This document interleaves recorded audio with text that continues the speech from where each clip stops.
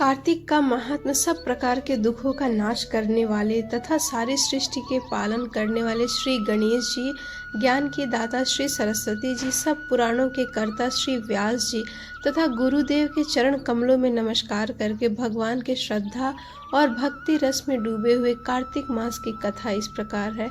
नैमिषारण्य में वास करने वाले सौनकादि 88,000 ऋषि श्री सूत जी से कहते हैं कि ब्राह्मण, आप हमारी इस घोर कलयुग से रक्षा करने के लिए कोई सरल उपाय बताएं। उनका यह प्रश्न सुनकर सूत जी कहने लगे, हे ऋषियों, भगवान के चरणों में तुम्हारी अटल भक्ति देखकर मैं तुमसे कार्तिक महात्म्य की कथा कहता हूँ, जिसके सुनने मात्र से मनुष्य के सब प्रकार के पाप नष्ट हो जाते हैं और वह वैकुंठ में वास करता है। आप सब सावधान होकर सुनिए। एक समय नारद जी ब्रह्मलोक में जाकर सारे जगत के कर्ता श्री ब्रह्मा जी से विनीत भाव से पूछने लगे कि पितामह, कृपा करके कोई ऐसी सुंदर कथा कहिए जो सब पापों को नाश करने वाली हो। तब ब्रह्मा जी कहने लगे कि पुत्र, भगवान के चरणों में तुम्हारी ऐसी प्रीति देखकर मैं तुमसे कार्तिक मास का महात्म कहता हूँ, जिसे सुनने मात्र से मनुष्य के सब पाप नाश हो जाते हैं और वह वैकुंठ का अधिकारी होता है। इसमें किया हुआ व्रत, दान, नियम तथा कीर्तन अनंत फल देने वाला होता है। अतः सारे संसार की भलाई के लिए तुमने अति सुंदर प्रश्न किया है। मैं इस कथा को तुमसे कहता हूँ। ब्रह्मा जी आगे कहने लगे, हे नारद, सूत जी इसी नैमिषारण्य तीर्थ में शौनक ऋषियों से कहते हैं कि हे ऋषियों, साधुओं का सत्संग अति पवित्र होता है और संसार के पापों के भय को दूर कर देता है, ज्ञानियों को मोक्ष देता है, कामना वालों को कामना की पूर्ति करता है। श्री गंगा जी पापों को नष्ट कर देती हैं और चंद्रमा ताप को दूर कर देता है। कल्प वृक्ष दीनता को नष्ट कर देता है। श्री गंगा जी पापों को नष्ट कर देती हैं और साधु समागम पाप, ताप और दीनता तीनों को नष्ट कर देता है। इसका आधा क्षण भी मोक्ष को देने वाला हो जाता है। इतनी वार्ता सुनकर ऋषि कहने लगे कि हे सूत जी, आप कृपा करके कार्तिक महात्म्य का प्रसंग हमें सुनाइए। तब सूत जी कहने लगे कि ऋषियों, एक समय भगवान कृष्ण कमल जैसी नेत्रों वाली उनकी पत्नी सत्यभामा जी कहने लगी कि मैं धन्य हूँ, मेरे माता पिता भी धन्य हैं, जिनके मेरे जैसी कन्या उत्पन्न हुई, जिसके पति आप भगवान हुए। आप 16,108 रानियों में सबसे अधिक मुझसे प्रेम करते हैं। जिस कल्प वृक्ष की पृथ्वी की लोग बातें तब तक नहीं जानते, वह मेरे आंगन में लगा हुआ है। अतः मैं आपसे एक बात पूछना चाहती हूँ। आशा है आप मेरे हित के लिए वह बात अवश्य बताने की कृपा करेंगे।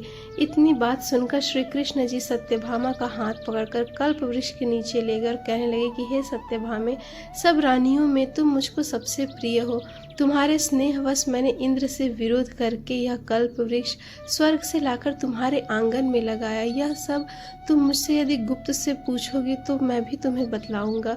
सत्यभामा कहने लगी कि हे स्वामी, पहले जन्म में मैं कौन थी, कौन सा ऐसा पुण्य काम किया था जिससे मैं आपकी अर्धांगिनी बनी और गरुड़ पर बैठकर आपके साथ इंद्र आदि लोकों में भी जा सकती हूँ। पहले जन्म में मैं कौन थी, किसकी कन्या थी, आप विस्तार पूर्वक कहिए। भगवान कृष्ण कहने लगे, हे सत्यभामे, तुम विस्तार पूर्वक सुनो, मैं तुम्हें सब वृत्तांत कहता हूँ। पहले सतयुग के अंत में मायापुर में अत्रि कुल में वेद तथा शास्त्रों को जानने वाले देव शर्मा नामक एक ब्राह्मण रहते थे। वह सूर्य के भक्त थे, रात दिन अतिथियों की सेवा किया करते थे।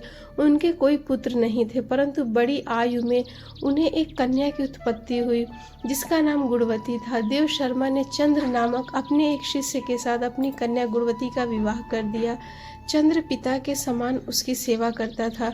एक दिन देव शर्मा अपने दामाद के साथ लकड़ियां काटने के लिए हिमाचल के समीप गया। वन में इधर उधर फिरते हुए उन्होंने एक महाभयंकर राक्षस देखा। उसको देख वे दोनों भागने में असमर्थ हो गए और दोनों उसके हाथों मारे गए। परंतु उस क्षेत्र के प्रभाव और अपने कर्मों के कारण हमारे दूतों द्वारा विमान में बैठाकर बैकुंठ लोक को लाए गए। उन दोनों का मरण सुनकर गुणवती बड़ा रुदन करने लगी और पुकारने लगी कि हे पिता, हे पति, तुम्हारे बिना मेरा निर्वाह कैसे होगा, मैं किस प्रकार जीवित रह सकूंगी। तुम मुझे छोड़कर कहाँ चले गए, मेरे अन्न तथा भोजन का प्रबंध कैसे होगा, मेरे लिए अब कोई ठिकाना न रहा। इस प्रकार विलाप करती हुई वृक्षों की तरह मूर्छा खाकर भूमि पर गिर गई और जब कुछ चेतना आई तो उसने घर का सामान बेचकर उन दोनों की अंत्येष्टि कार्य की और मेरी भक्ति में सदा तत्पर रहने लगी। इस प्रकार कार्तिक मास आ गया वह कार्तिक के व्रत करने लगी तथा एकादशी का व्रत भी करने लगी। एक समय वह ज्वर से पीड़ित हो गई। वह दुर्बल शरीर वाली गुणवती गंगा स्नान को गई। एतएव गंगा जी में प्रवेश करते ही शीत के मारे उसके देह कांपने लगे और वह शिथिल होकर वहीं गिर पड़ी। उसी समय हमारे दूत सुंदर विमान में बिठाकर उसको हमारे धाम में ले आए। यह कार्तिक के व्रत का ही प्रभाव था। फिर द्वापर में ब्रह्मादि देवताओं की प्रार्थना पर पृथ्वी का भार उतारने के लिए हमने कृष्ण अवतार लिया। तो उस समय हमारे ही सब देवगण यादव वन और तुम्हारे पिता देव शर्मा सत्यजीत हुए, चंद्र शर्मा अक्रूर हुए और तुम गुणवती सत्यभामा हुई। कार्तिक के व्रत के प्रभाव से तुम हमारी प्यारी हुई। तुमने अजन्मा तुलसी के वृक्ष का पालन किया, इसी से तुम्हारे आंगन में कल्प वृक्ष है। कार्तिक में तुमने दीपदान किया, इसी से तुम्हारे घर में लक्ष्मी स्थित है। जो कार्तिक मास में तुमने व्रत आदि किया, उसी से तुम हमारी अर्धांगिनी बनी। जो कोई कार्तिक मास में व्रत आदि करता है वह हमको तुम्हारे समान ही प्रिय हो जाता है। तो ये थी आज के कार्तिक माहात्म्य की व्रत कथा। आपको आज की कथा कैसी लगी हमें कमेंट करके ज़रूर बताएं। हरे कृष्णा।